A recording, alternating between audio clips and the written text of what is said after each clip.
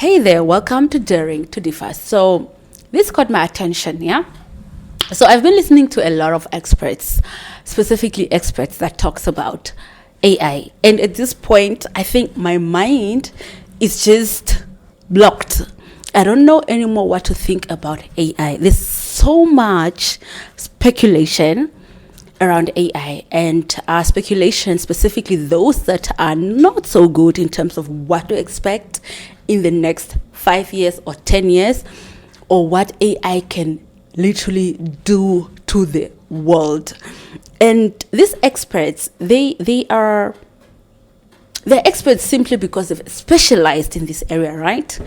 But I also just feel like there's a lot of fear that is being created around, especially when the impact is gravitating mostly towards the negative, in terms of people losing their jobs and the way how the world is going to operate. You know, there's even talks like how AI is going to replace human beings, and you're just like, how can human beings be replaced by AI in its fullness? You understand? So there's just a lot of fear that is happening, and there are just certain days where I just tell myself not to listen to these experts because of this reason. And the reason is AI is still something that is new to us, right? So everybody is exploring. So even the discussions that are happening is just based on assumptions because we are still in the design phase. And if you understand project management, with design phase, it means we are just prototyping. And with every prototype, we are learning from that. And we continue basically moving the wheel. So even the experts that are coming to us and telling us that this is how it's going to be, if there's something that they are neglecting, right, is the acknowledgement of saying that we are still prototyping. Our contributions are still being refined, and it's not a fact as yet, because for something to be a fact, it needs to go through a certain process and over a certain period of time.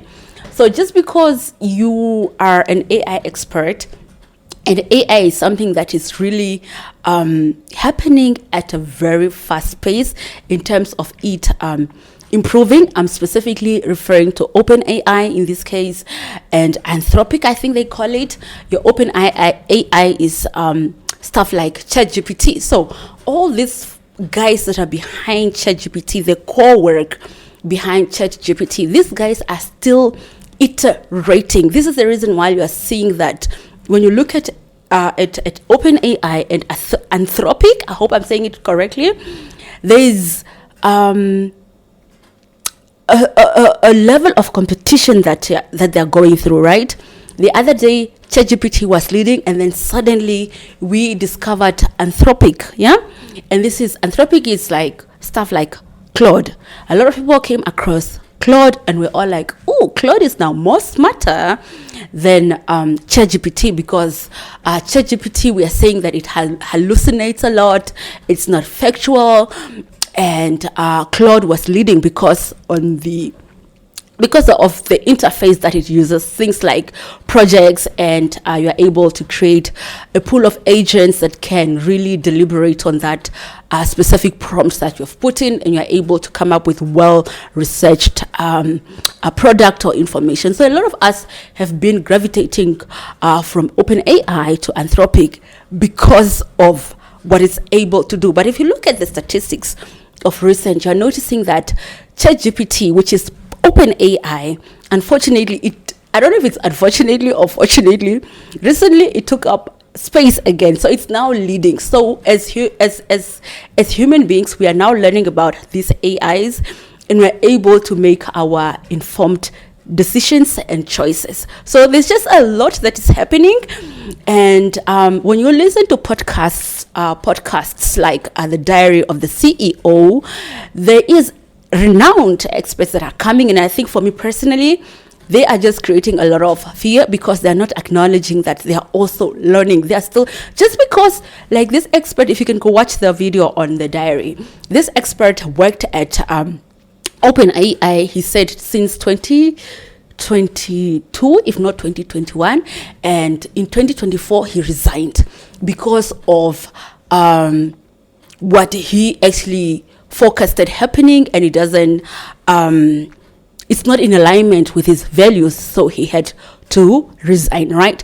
But if you look at 2022 and 2024, this is still a space where one is in the learning phase. So for you to come on the platform and just give us information that you're spitting out as facts, I feel like it's premature. That's one. So these experts, they're also just learning. And even as the users, we are also just learning. But there's two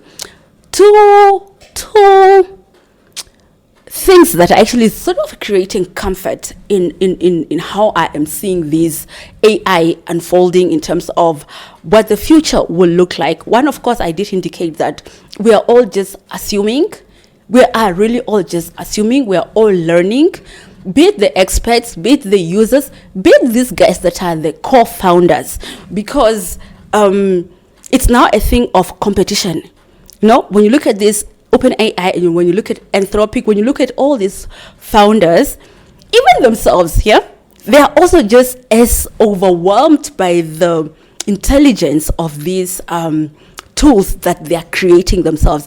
They are also just perplexed. They are also just learning every day. So I think for me, as much as I feel overwhelmed, I'm just going to lean on the fact that we are really just iterating, we are just prototyping. There's still a lot that we need to learn, right? That's the first comfort that I am going to lean on. And then my second comfort that I'm going to lean on, to be honest, is the fact that as human beings, we have the ability to evolve, to learn, to adapt. And because of that, that is actually our strong position. Yeah, and I believe no amount of AI can replace us as human beings just by the virtue of how we are created. The only thing that maybe we need to do is to make sure that we regulate these AIs. So maybe we need to make sure that as much as we are having the government that is going to safeguard on how these AIs are, the government that is going to safeguard on how these AIs are going to operate, we could also see how, as you and me or I can come and also contribute in safeguarding this beautiful earth that we love. It can be through various groups such as civil society organizations, and this is across the board, you know. And also just as countries, we should see how best we are going to make sure that we do not leave everything up to the founders and these guys that are just, you know, trying to make money in the name of creating a developed world, you know. I feel like that responsibility is still on us, of course. And I'm also just as comfortable knowing that AI probably is just another revolution that is happening amongst us, just the same as when industrialization started. Back then, it was something that was debated upon, but yet we are here now. We are no longer living under the rocks, if not rock.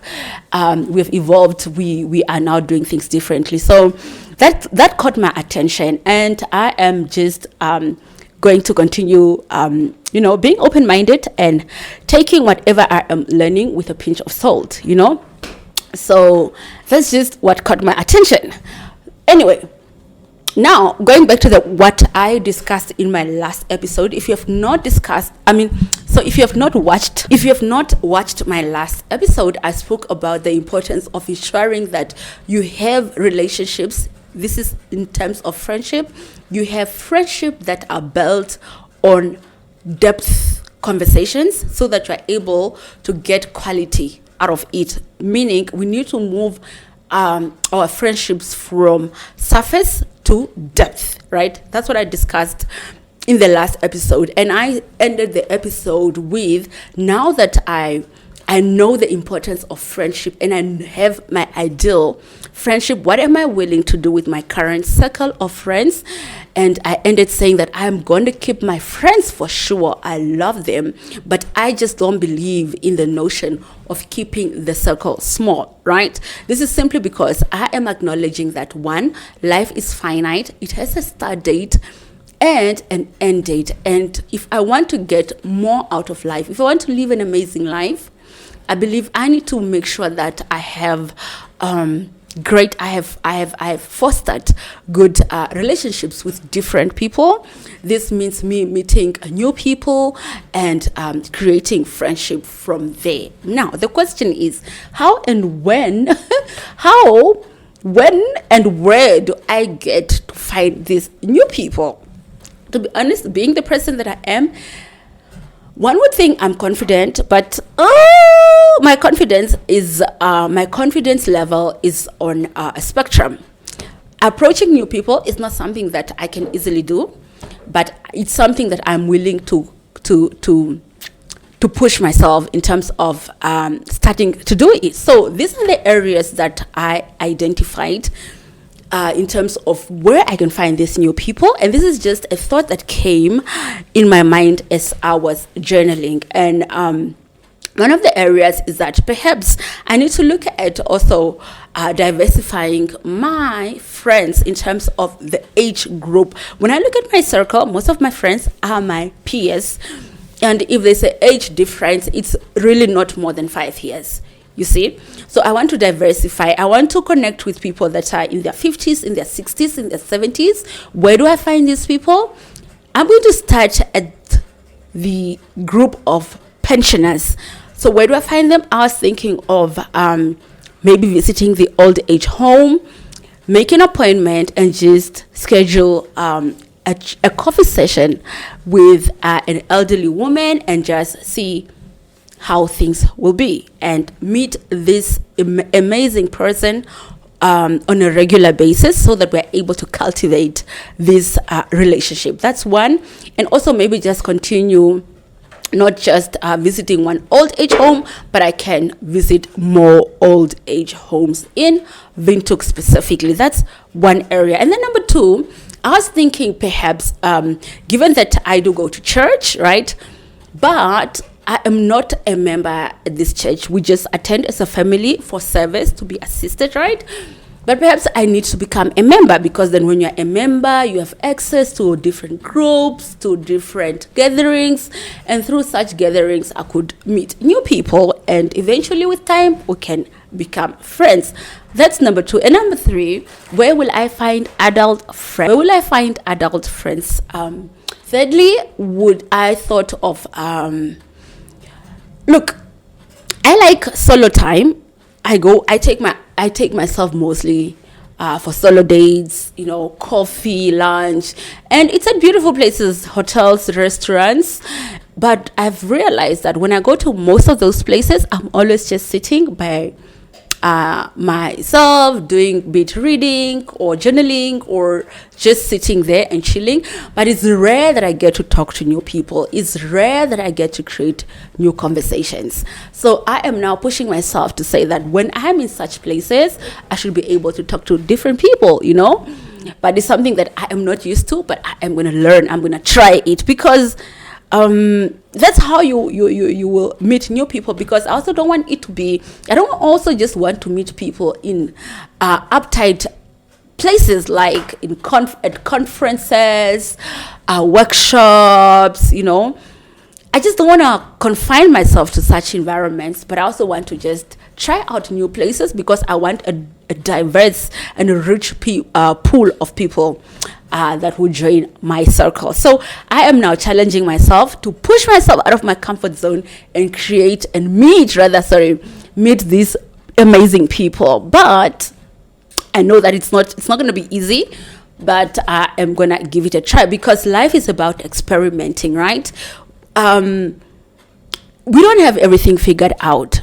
Even things that we assume we have them figured out. Actually, we have not yet figured them out, and life is all about just trying out new things. That's how you create also fun in your life. And I think for me, now that I'm in my 30s, one of my key drive also is just to get more fun or be more fun during this lifetime, and look forward to new stuff, new opportunities, new people.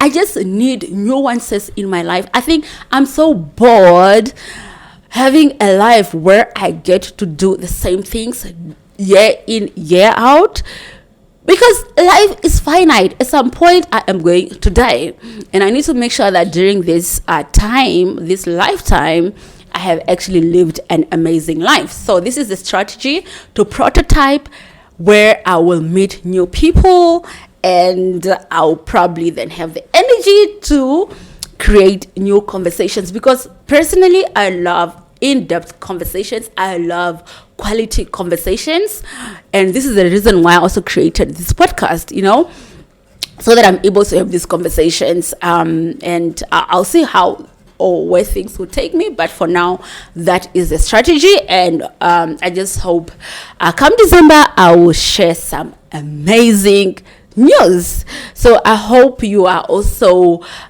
designing your life daily, and you're getting more out of life, and you're just not living by default. So this is Anarchy. This platform is called Daring to Differ, because I am daring myself to be to think differently, to do different things, and I want to do this with you. I also hope that you're also reflecting at your life, and you're identifying areas that you feel that might need improvement, and you need to dare yourself. You need to step in the arena. It's very few people that are willing to step in the arena, but I just believe that those that go in the arena get to get more out of life.